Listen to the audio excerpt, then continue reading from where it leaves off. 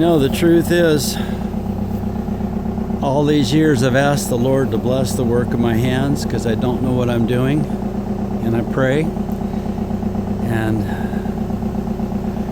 God is good. He helps me, and I give Him the glory.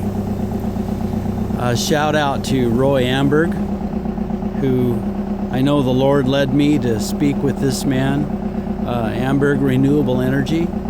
He's a really sharp guy.